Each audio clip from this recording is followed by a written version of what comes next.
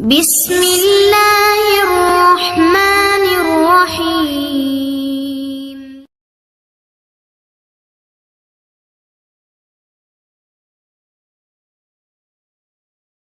الحمد لله رب العالمين والصلاة والسلام على رسوله الكريم نبينا محمد وعلى آله وأصحابه أجمعين وعلى من تبعه بإحسان إلى يوم الدين أما بعد. கண்ணியமிக்க சகோதர சகோதரிகளே, ரமதானுடைய நோன்புடைய சட்டங்களை நாம் பார்த்து வருகிறோம். இறுதி கட்டமாக அப்துல்லா நாசிஹ் உல்வான் ரஹிமஹுல்லா அவர்கள் ஃபித்ராவுடைய சட்டங்களை குறிப்பிட்டிருக்கிறார்கள்.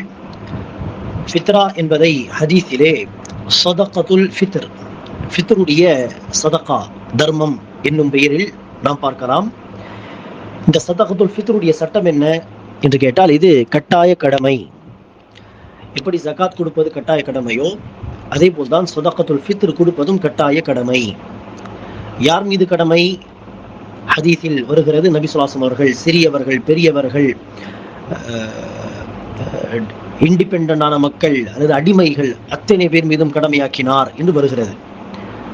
அதாவது யாருக்கு அல்லாஹ் சுப்ஹானஹு வ தஆலா ஃபித்ரா தரும் அளவுக்கு வசதி கொடுத்திருக்கிறானோ, பெரிய பணக்காரர்கள் என்று இல்லாவிட்டாலும் பிறருக்கு ஃபித்ரா தரும் அளவுக்கு அல்லாஹ் வசதி கொடுத்திருக்கிறான் என்று சொன்னால் அவர்கள் மீது அது கடமை.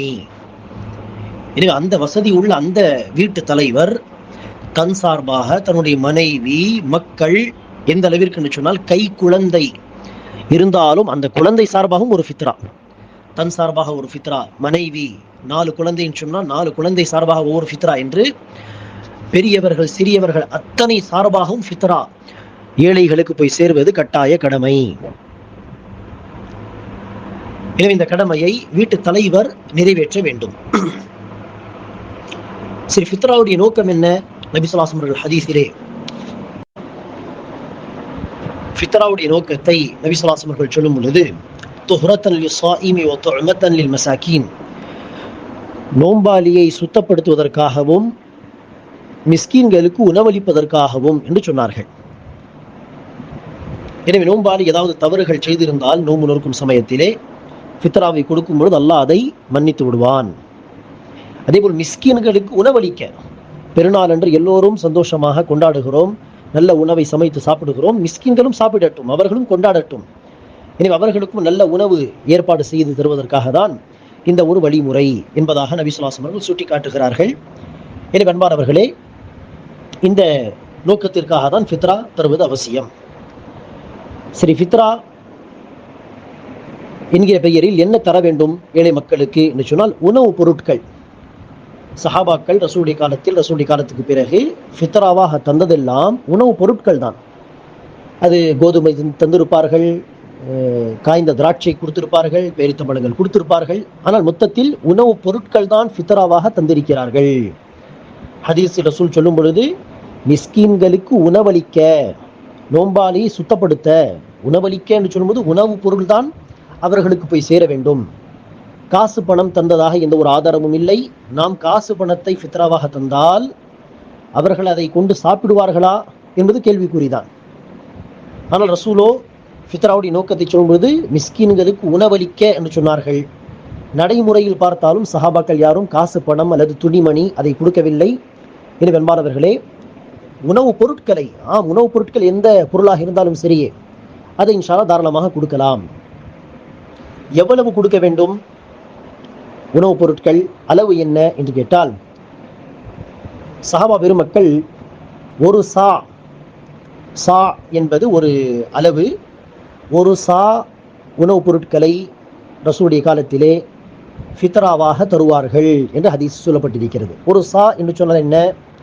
ஒரு நடுநிலையான மனிதர், அதாவது உயரமான மனிதரும் கிடையாது, குட்டையானவரும் கிடையாது, நடுநிலையான ஒரு மனிதர், அவருடைய 2 கைகளை சேர்த்தால், அந்த 2 கைகளை சேர்த்து 4 முறை அள்ளி அள்ளி உணவுப் பொருட்களை போட்டால் எவ்வளவு வருமோ அதுதான் ஒரு சா அளவு. 2 கைகளை சேர்த்து அள்ளி அள்ளி 4 முறை அந்த உணவுப் பொருட்களை போட வேண்டும். அதுதான் ஒரு சா. அது அந்தந்த பொருட்களுக்கு ஏற்ப அது மாறுபடும், கிலோகிராம் கணக்குப்படி அது மாறுபடும். எனவே தானியங்கள் என்று சொன்னால் 2.5 கிலோகிராம் வரலாம். உதாரணத்திற்கு 4 முறை அள்ளி அள்ளி போட்டால் அதே பேரித்தம்பழங்கள் என்று எடுத்துக்கொண்டால் 1 கிலோ 800 கிராம் அப்படி வரலாம். காய்ந்த திராட்சை என்று எடுத்துக்கொண்டால், காய்ந்த திராட்சையாக இருந்தால் 1 கிலோ 900 கிராம் அல்லது 2 கிலோகிராமை விட குறைவானதாக இருக்கும். தானியங்கள் என்று எடுத்துக்கொண்டால் அரிசி, கோதுமை, அது 2.5 கிலோகிராம் அளவுக்கு இருக்கலாம். எனவே தானியங்கள் என்கிற அந்த கணக்கை நாம் எடுத்துக்கொண்டால் 2.5 கிலோகிராம் என்று. உதாரணத்திற்கு நான் என்னுடைய பொறுப்பில் மனைவி, மக்கள் என்று 6 பேர் இருக்கிறோம் என்று சொன்னால்,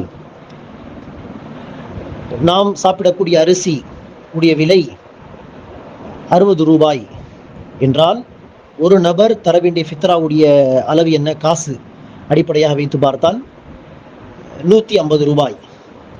எனவே 6 பேருக்கு 150 ரூபாய் என்கிற கணக்கில் அந்த காசை கொண்டு என்ன செய்யுங்கள், அரிசி, தேவையான எண்ணெய், தேவையான மற்ற பொருட்கள் என்று உணவுப் பொருட்களை மாத்திரம் அந்த காசை கொண்டு வாங்குங்கள், ஃபித்ராவாக கொடுங்கள். காசு பணம் கொடுப்பதை அல்லது வேறு பொருட்கள் தருவதை நாம் தவிர்த்து கொள்ள வேண்டும். அதற்கு ஆதாரம் இல்லை. கொடுக்க வேண்டிய அந்த ஃபித்ராவுடைய காசிலே உணவுப் பொருட்களை சமைத்து சாப்பிடுவதற்கு தேவையான உணவுப் பொருட்களை கொடுங்கள். அந்த ஹதீஸுக்கு ஏற்ப மிஸ்கீன்களுக்கு உணவளிக்க என்கிற அந்த வார்த்தைக்கு ஏற்ப இன்ஷா அல்லாஹ் நம்முடைய அமல் அமைந்துவிடும். சரி, ஃபித்ராவுடைய நேரம் என்ன என்று சொன்னால், இது பெருநாள் தொழுகைக்கு முன்பாக தர வேண்டும் என்பதாக ஹதீஸில் வருகிறது. ஆனால் பெருநாள் தொழுகைக்கு முன்பு அந்த நாள் பெருநாள் அன்றுதான் கொடுக்க வேண்டுமா, கட்டாயமா என்று கேட்டால் அப்படி கிடையாது. 1-2 நாட்கள் 3 நாட்கள் முன்பும் தருவதற்கு அனுமதி உண்டு. சஹாபாக்கள் 2-3 நாட்கள் முன்பும் தந்ததாக ஆதாரங்கள் உண்டு. எனவே அதற்கு அனுமதி உண்டு. 10 நாள் 15 நாள் முன்பெல்லாம் தருவதை நாம் தவிர்த்து கொள்ள வேண்டும். 2-3 நாட்கள் முன்பு தந்த அந்த பொறுப்பிலிருந்து வெளியே வருவதற்கு பெருநாள் தினம் என்ற அந்த டென்ஷன் வேண்டாம் என்கிற அடிப்படையில் முன்கூட்டியே 2-3 நாட்கள் முன்பு தந்தால் அல்ஹம்துலில்லாஹ். மிக சீக்கிரமாக தருவதும் தவிர்த்து கொள்ள வேண்டும். அதே போல் பெருநாள் தொழுகைக்கு சென்று விட்டோம் என்று சொன்னால் அடுத்து ஃபித்ராவுடைய டைம் முடிந்து விட்டது என்று அர்த்தம். எனவே குறைந்தது கடைசி நேரம் தொழுகைக்கு முன்பு ஃபித்ராவை ஒப்படைத்துதான் தொழுகைக்கு போக வேண்டும். இது கடைசி நேரம். 2-3 நாட்கள் முன்பும் தருவதற்கு அனுமதி உண்டு. இது ஃபித்ராவுடைய சட்டம். ஃபித்ராவாக எதை தர வேண்டும், ஃபித்ராவுடைய அளவு என்ன, ஃபித்ராவுடைய நேரம் என்ன என்பது தொடர்பான மற்றும் ஃபித்ராவுடைய நோக்கம் என்ன என்பது தொடர்பான சில முக்கியமான சட்டங்கள். எனவே இந்த கடமையையும் தவறாமல் நாம் நிறைவேற்ற வேண்டும்.